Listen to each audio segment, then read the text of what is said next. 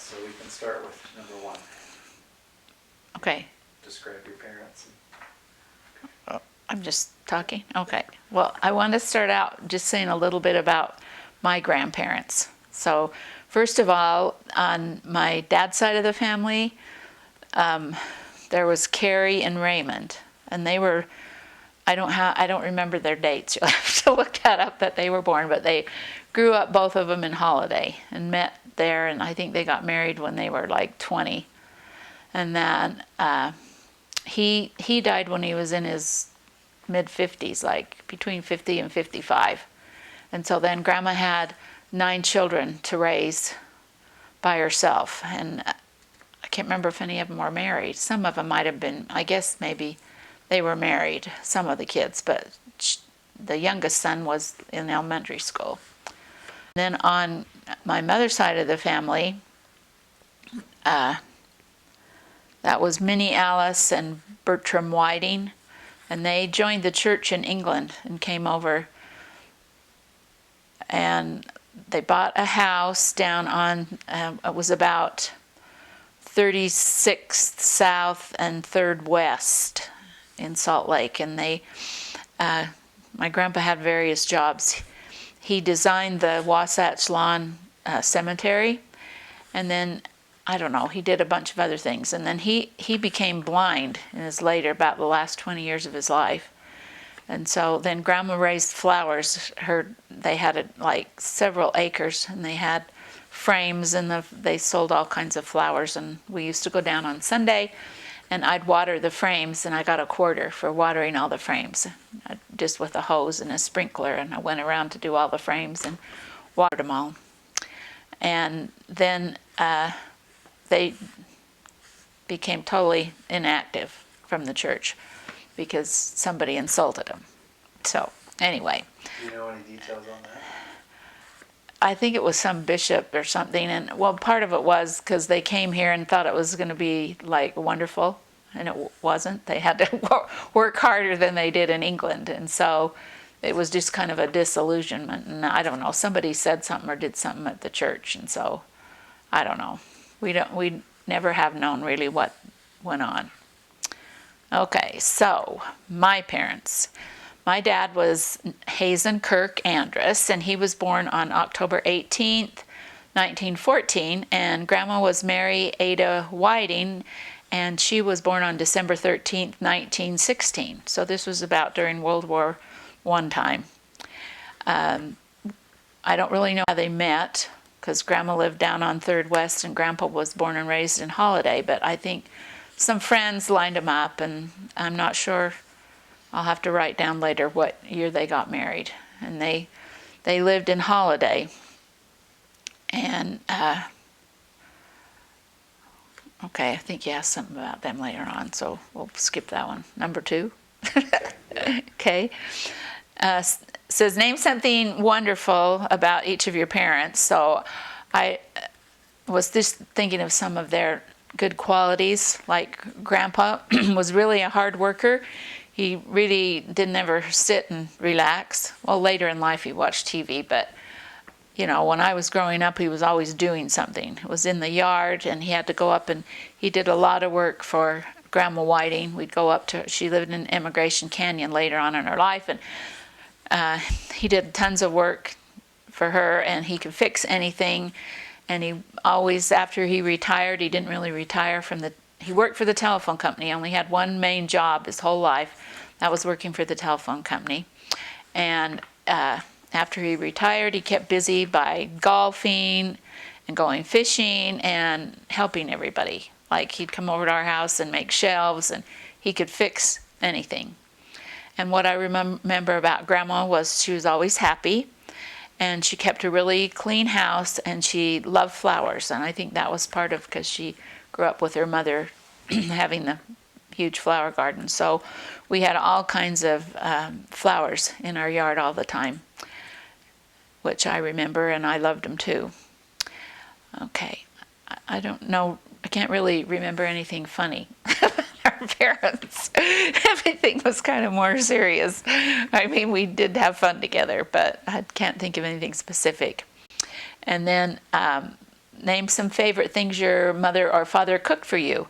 So Grandma, probably her favorite thing was she had a pressure cooker and she made spaghetti. We had this really yummy spaghetti sauce that she'd make every once in a while.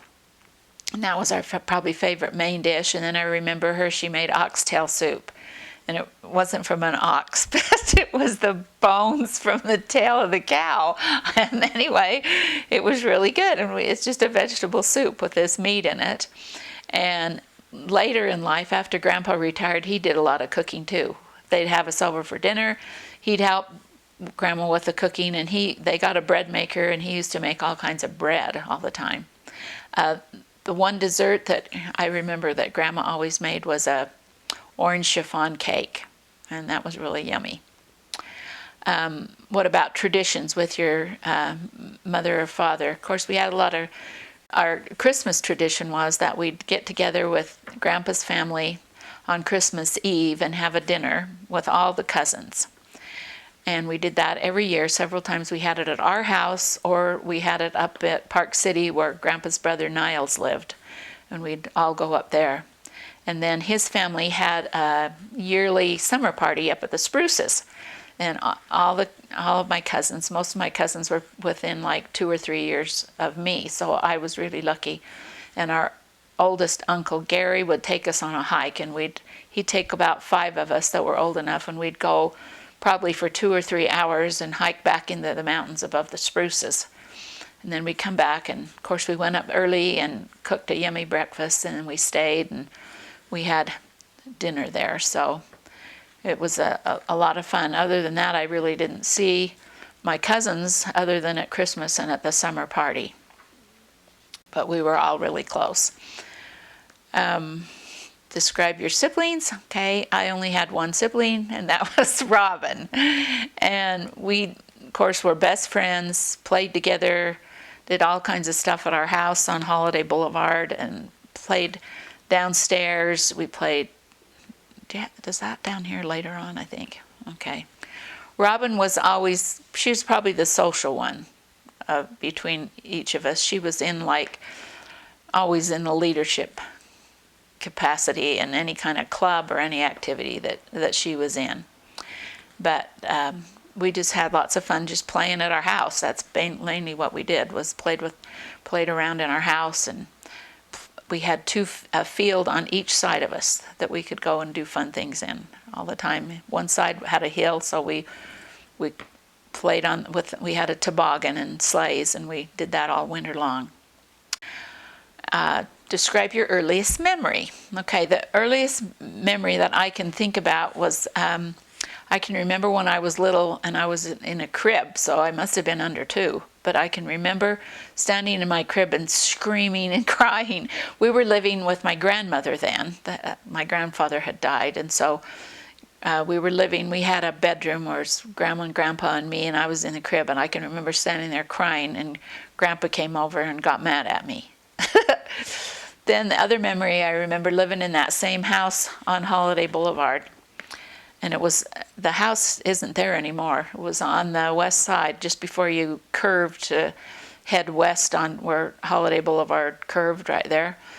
And anyway, I remember the day that my Uncle Steele, he was killed in World War II. He was on a boat and on a ship, and a kamikaze Japanese suicide plane crashed into the ship, and he was killed.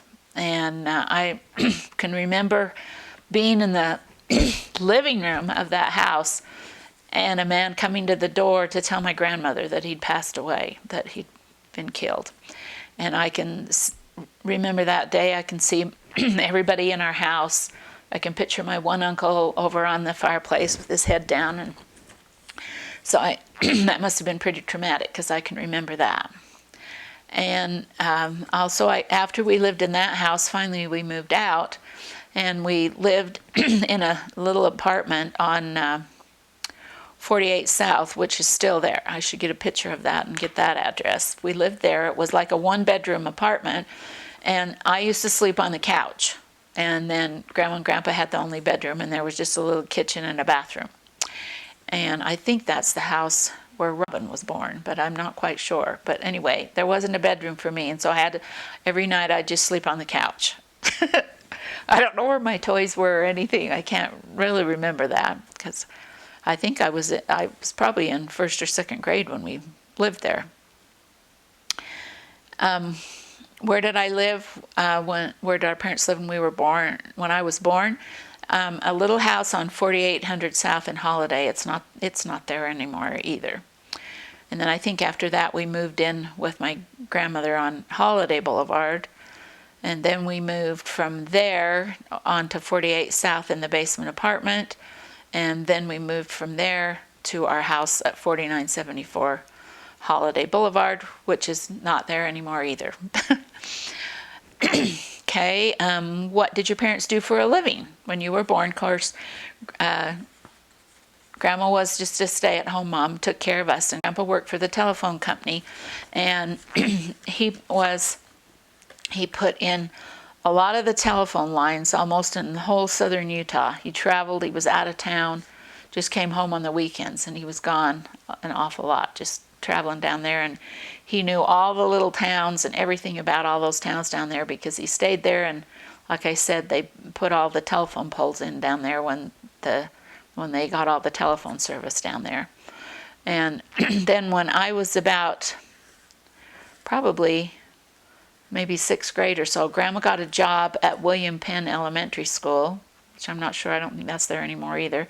That was over on Highland Drive at the Granite District, and she was the school secretary. And so that was, she'd go to work every day, and of course she was home with us in the summertime.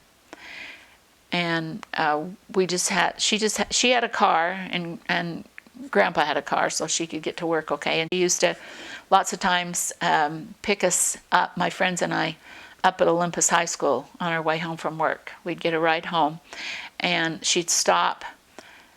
Usually every day she'd stop at the grocery store and buy what we were going to have for dinner. We'd just sit in the car and wait for her. Or I could take the bus, or sometimes we walked home if it was good weather in the spring and the fall. Okay, what were some of the jobs that I had when I was growing up? Well, first of all, the first job I had, I think, was selling pumpkins from our giant pumpkin patch we had on Holiday Boulevard. And so every year in the fall, we'd pick the pumpkins, and Robin and I would go up. We had a big long driveway, but we'd go up to Holiday Boulevard there, and we could put price tags on all the pumpkins. And they were like from 10 cents, 15, 25, 50 cents. And the big ones were $1. And so we made money doing that. Then when I was in high school, I got a job at Pioneer Village, which now is the Pioneer Village that they moved to Lagoon. But it used to be over on Connor Street off, 29th South and below 20th East. And it was all these pioneer homes, and I was answered the phone, and sometimes I'd take people on tours over there. And so the office was in the old general store, so I'd spend lots of time in the general store looking at all the pioneer things, because it was a replica and it had all pioneer stuff in it that from the general store. So then they had probably 10 or 15 buildings, and groups would come over there and go on tours, and I don't know, I just did a lot of odd jobs. And then when I was after high school, when I was going to college, they built the Cottonwood Mall on Highland Drive and 48 South, and so I worked there, and I was working in the bakery. So I'd work, I don't know how many hours a week I worked, probably, 20 hours a week. I was working in the bakery. And then I graduated from University of Utah in 1963 and got a job teaching. And I taught I got my first job was teaching second grade at Holiday Elementary School, which is still there, but it's not a school anymore. It's the Holiday offices. And I got to teach with the second grade teacher that I was in her class when I was in second grade. And so they did a little newspaper article on us showing, I was still teaching and I had been one of her students. So that was lots of fun. Okay, tell us about you going to school. Some of your favorite school teachers. Well, like I said, I went to Holiday Elementary, and when I got in up to sixth grade, then we had to go on double session because that was the time when there was kind of being a building boom around there. And so we had to go to school from like 7 o'clock in the morning till noon. And then the other people went from like 1 to 5. So we did that all during my sixth grade. Also, when I was in sixth grade, I was on the student council. I was like the secretary of the school. I do not remember really doing anything. And also, that year I won the hopscotch. I was the winner of the hopscotch tournament in sixth grade. So that was lots of fun, and I had lots of fun memories and friends from elementary school. And I don't remember like projects that we did in school because back then I don't think we did projects. And in fact, we really didn't do a lot of homework. Okay. Describe a typical day for you as a kid, teenager, or a mother. Like I said, a typical day for me was when I was in elementary school, would just be coming home and playing. And in the summer, we spent lots of time outside because like I said, we had 2 fields. And when I got into junior high, my friend and I, Elise Casteller, our most fun thing that we did was we'd go on a bike ride over to the library once a week, and we'd check out books, and then we'd go over to the cemetery and sit under a big tree and read them.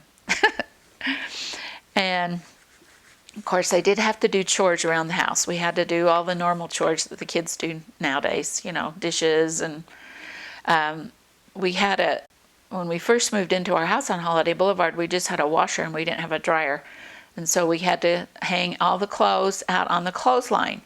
And there was a big box elder tree in the back, and it was right over the clothesline, and it started to get box elder worms all over it. And then for 2 or 3 years, when we'd hang the clothes out there in the summertime, the clothes would all get filled with these little green caterpillars. And Robin and I just freaked out, but we had to do it. So we had to go pick all the worms out of the clothes. Eventually, I guess Grandpa must have sprayed, and they finally went away. And we had a giant 15-foot swing set. It had a big glider, and that Grandpa made, and then a big teeter-totter and a couple of swings on it. But the glider would go way high into the air. And then Grandpa got really nervous about it because he was afraid that somebody was going to get hit on by it. They could have got killed. So because it would go way high into the air and come back, and so we had everybody in the neighborhood would like to come over and swing on it. We didn't have a TV until I was like in sixth grade. So we had to just, do fun things and make up our own things that we like to play with.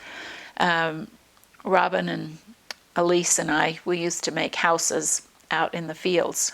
One field, not the field with the sleigh riding hill, but the other field had alfalfa in it. We'd go out and tromp it down and make little rooms and play out there in it. When I was a teenager, that's when we had the TV, and so we would watch. I can remember the things that we watched together were the Ed Sullivan Show, and then we would watch American Bandstand, Elise and I, because would watch that every day, and I think it was on like every day after school. So we'd watch that, and then they had the Friday night fights, and even though we weren't interested in it, it was such a novelty to have that in your house that we used to watch that with Grandpa too, every Friday night. So I was, like I said, in sixth grade before we had a TV.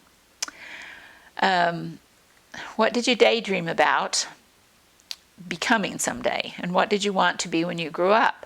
Actually, I don't think I thought much about that. I got about when I was about ready to go into college. I knew I wanted to go to college. I planned to do that, and I really wanted to be a home ec teacher. That was my main thing, and I started taking classes in that area, but I loved to go to college. I loved all the general ed classes. I loved learning about, taking the biology classes and the geology class. I just thought that was great to learn all that stuff. And so then finally, I got interested and I decided that I really wanted to be an elementary school teacher. And so that's what I went on to the U and became an elementary school teacher.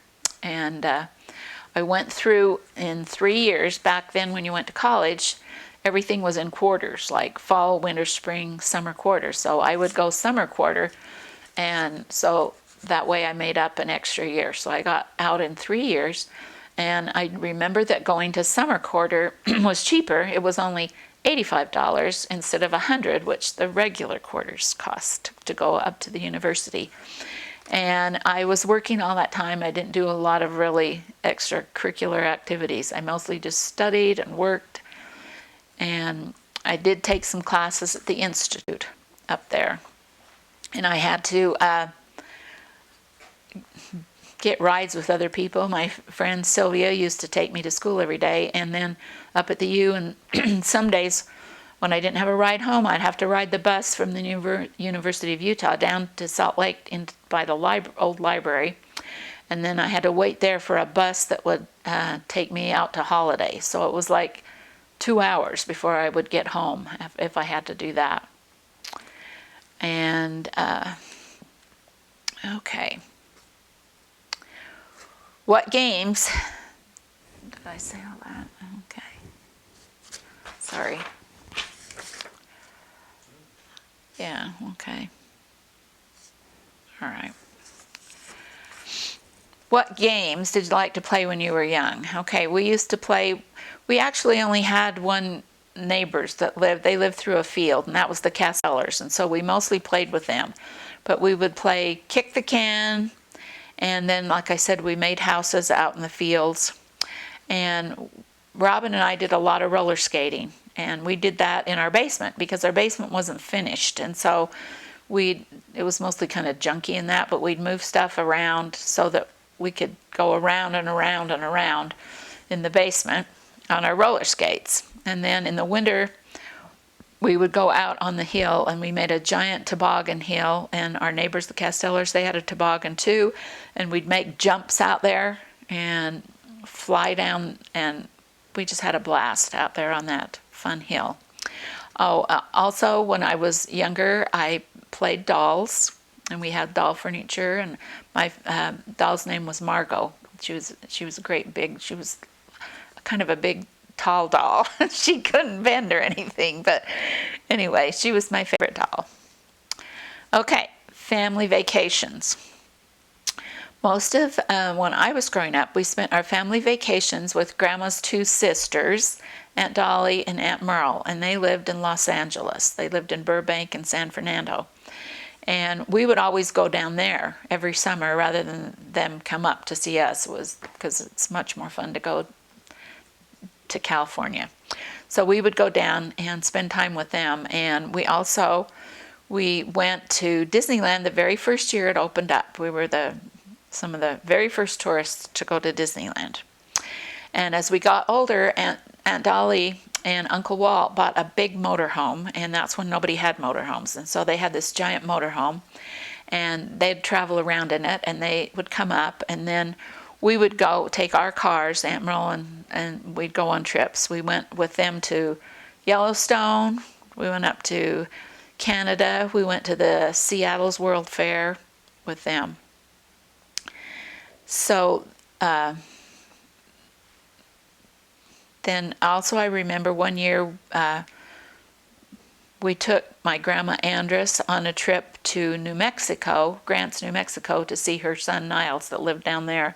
And on that trip we went to Mesa Verde and to Colorado. So we kind of, we just stayed out west. But we did go, for about 6 years we went on a vacation somewhere with the Neils and the Rouses. While you're talking, try and put the paper down a little. Oh, okay, sorry. Okay, describe your favorite clothes. Well, back when I was growing like even in high school, in the first year I taught elementary school, girls didn't ever wear pants. So we had to wear dresses to school or skirts. And at that time, the most popular kind of clothes that the girls were wearing when I was in high school was Joyce shoes and Jansen sweaters. And they were expensive, but then there were like the fake ones, that you could buy cheaper, but Grandma wouldn't buy me the real ones. And so I'd try to save my babysitting money, but I really only ever had one real Joyce shoe and one real Jansen sweater. And the rest of my clothes were like ones that looked like that, but they weren't the real thing because Grandma wouldn't buy them. What kind of music did you like? Okay, well, we probably didn't have a stereo or anything till I got in high school. So I don't know what you'd really describe that kind of music back in the time when there was like Fats Domino and I can't remember some of the other people, but it was just kind of rock and roll music.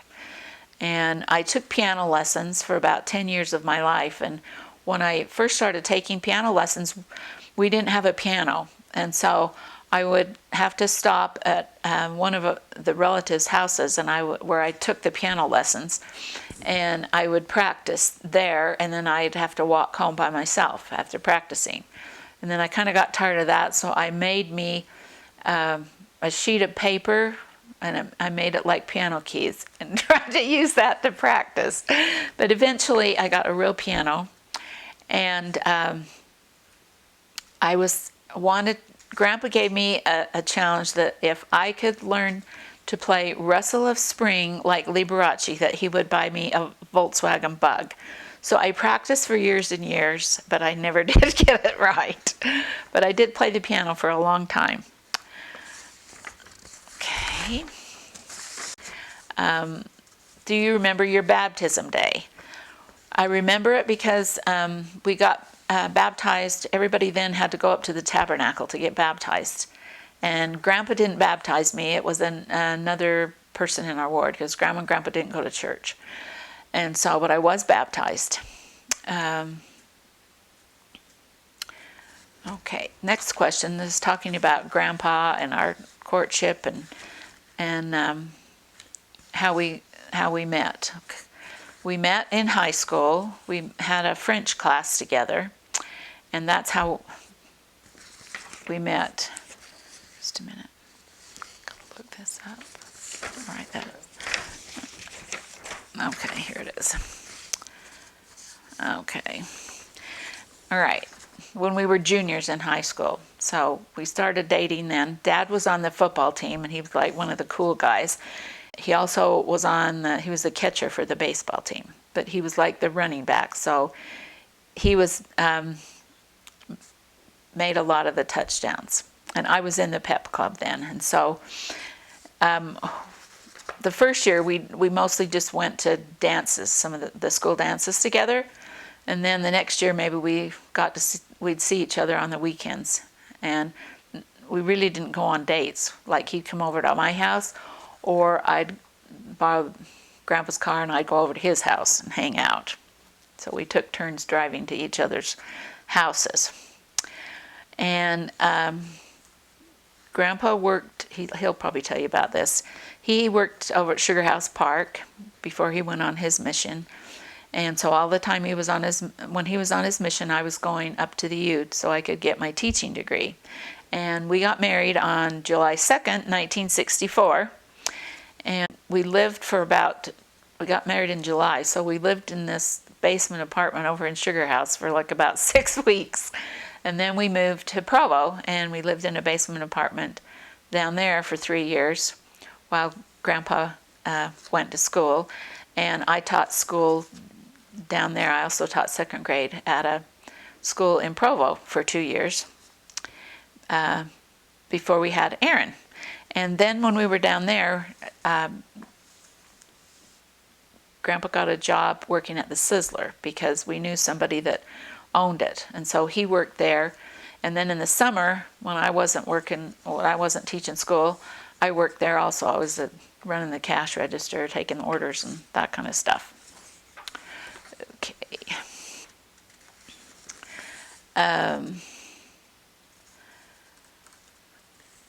Okay, as far as our wedding, we had, after that night for the wedding reception, we had it up at Memory Grove. And it was, I don't know if they still do that up there, but it was outside. It was like in their little garden place out there. And then something funny, it wasn't funny then, but what happened after the wedding reception when we were waiting for everybody to go, and I was standing next to Dad, one of Grandpa's friends named Jack Gookie came up from behind and grabbed me and yelled, "Steal the bride!" And he started running backwards with me and totally fell on the floor backwards, both of us. So I was like hysterical crying. Anyway, I got calmed down and, everything was fine, but that was way upsetting for years after that. Then I didn't like the friend anymore, and he was Grandpa's best friend. Okay, your favorite things about Grandpa. Grandpa was always a great dad. Always did everything with all the boys. Since we had all boys, he was interested in doing everything with them. And probably I helped everybody with homework, but he went to all their games and was just a great dad, helped around and did everything that I needed help on. He's always to this day been a great help he always likes to help in the kitchen. He's always washing the dishes and helping cook or cut up vegetables and all that kind of thing. And he was a great example to all the sons of, his holding the priesthood and a good example about going to church and doing all that you wanted to do. And probably the best thing is that I always knew that he loved me and he respected me and he would do anything for me. Okay, now we'll talk a little bit about what I remember about the boys. Before you do that, Okay, I skipped something. Anything more about high school life? What life was like in high school? Oh, in high school? Well, kind of. Correct that. Okay.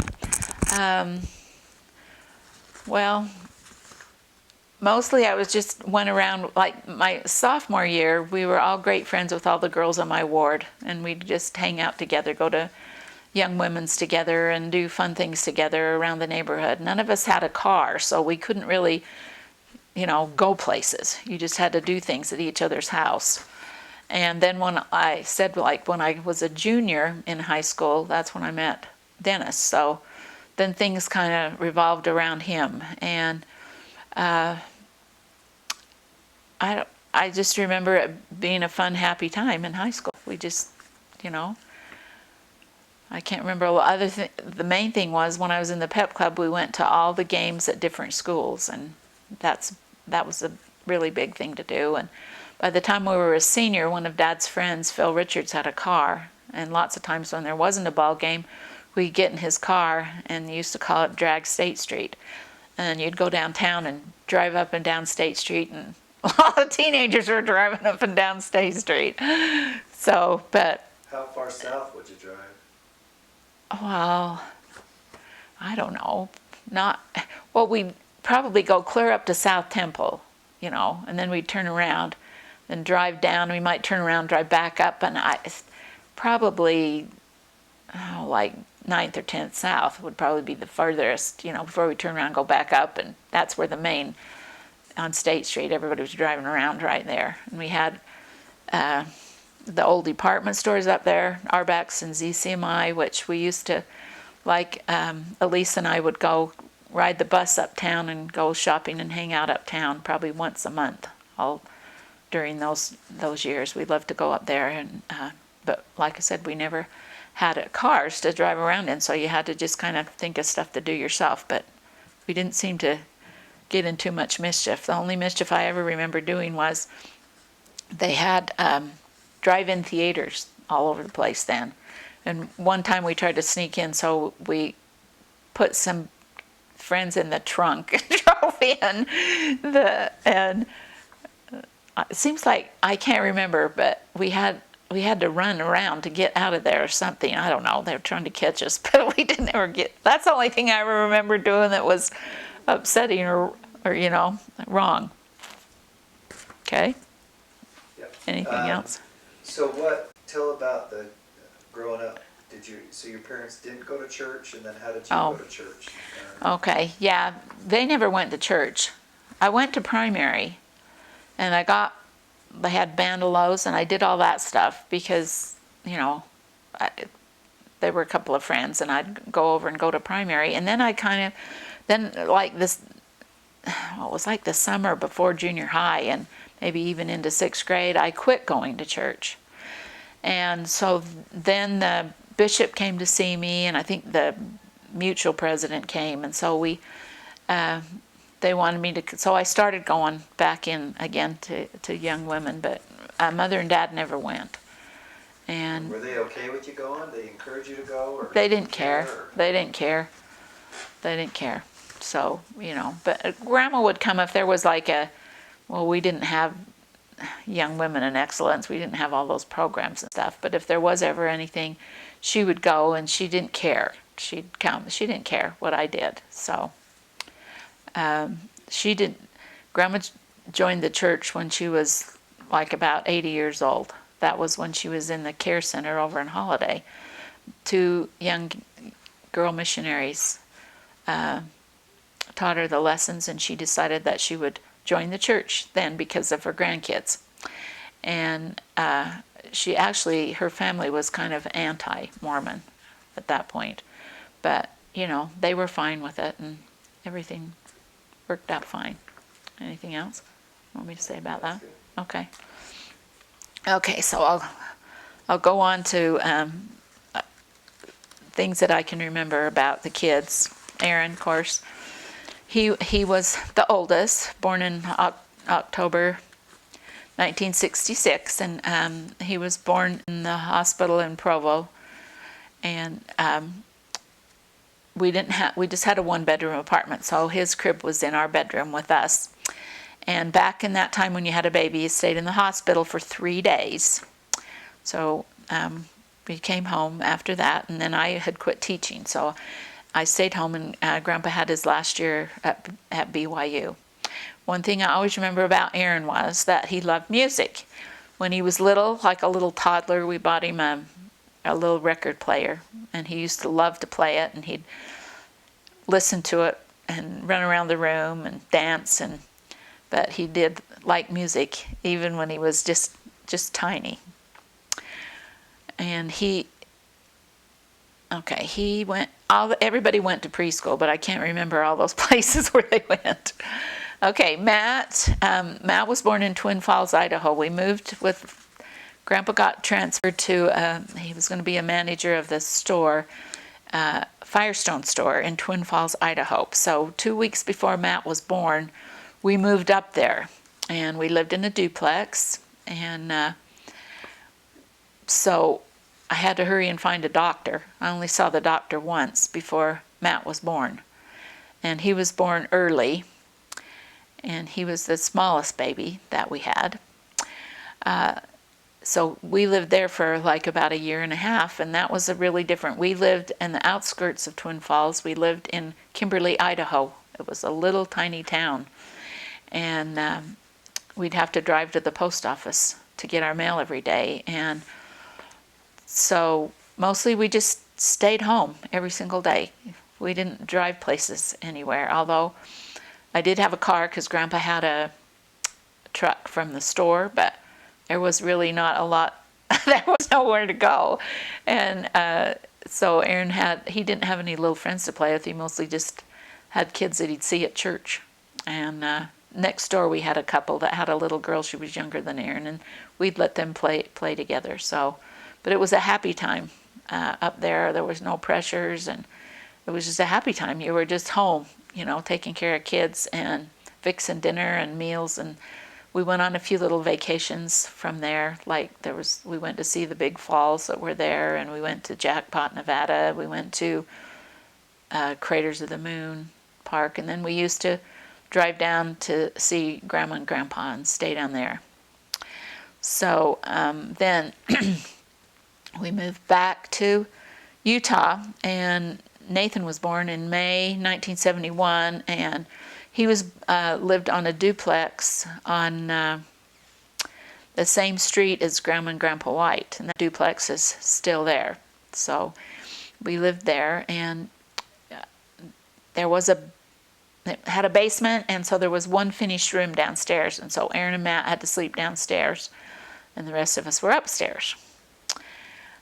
Wade was born in October 1974, and he was born just before we moved to Seattle, so he was just like 2 months old when we moved to Seattle, and he was a fussy baby. I remember that. He slept good at night, but he cried a lot in the day, and he hated the car. We'd get in the car, and he would just start screaming. And so when we left him with Grandma and Grandpa White, while we went up to get moved into our new house, and then Grandma and Grandpa White brought him up on the plane, and they had to drug him so he would be good on the plane when we moved up there. And then Greg was born in April 1977, and we moved back to Utah and on Germania Circle, and that's where Greg grew up. We were in the same ward. He spent his whole life being in the same ward because we lived on 3269 Germania Circle. And from there, when Nathan was on his mission, we found the property over on Sugarloaf and built that house. It was the last lot left, and we found it and made an offer on it and bought it, and everyone was really surprised because they wanted the lot too, but it worked out for us to get the lot, and when Nathan came home from his mission, we were in a new house. Okay, Aaron. Okay, what did you do while Dad was on the mission? Well, I was going to school. Did you date anybody else? A couple of guys. But mostly no. I wrote him every week, and he wrote me every week. I almost got a letter every week, and we just planned that when he got home, he was going to go down to BYU, and hopefully I could get a teaching job there because I taught 1 year, like at holiday school. So that was my advantage for getting a job in Provo, because it was hard to get a teaching job in Provo because there were so many gals like me that were wanted to put their husbands through school. So. And did you go on a honeymoon? Oh, yes. We went to southern Utah. We went to Bryce and Zion Canyon for about, 3 or 4 days. And then you didn't talk about your favorite vacations. Yeah, I did. Your other favorite vacations. When we went to Paris. Okay. Well, yeah. When Grandpa was working for Firestone, when he was working for Firestone and he was the store manager, they had all these contests, and if you won the contest, you get a trip somewhere. So we went to London on a trip. We went to San Juan, Puerto Rico. We went on a cruise. Is that it? We went on a couple of cruises. So we got all these free, really fun vacations. That was a real perk of that job. But then later on, they phased out all that. So, okay.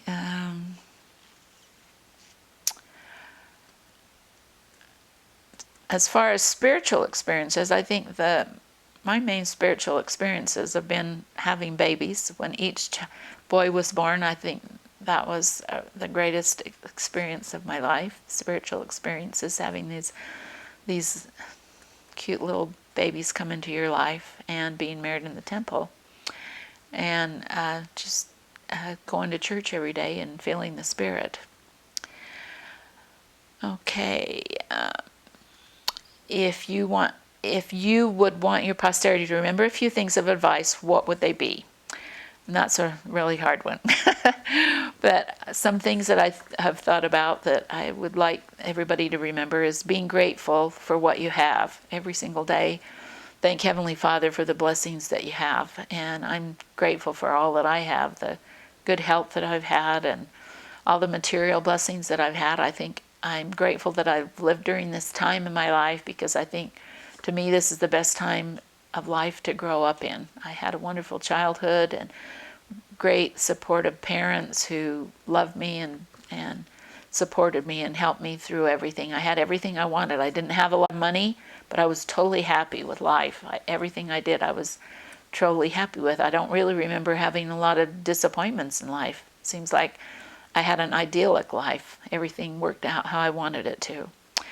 And so I just say, be grateful for what you have. Try to help others and have patience with each other, with people around you, with your kids. And I think I probably first gained my testimony from taking seminary, since I grew up with parents who didn't go to church and really didn't care about church. But I mean, they were great examples to me, and they actually lived the gospel, but weren't active in the church. But anyway, so I'm thankful for my life and all that's happened to me. Anything else you can think of? No, I think that's it.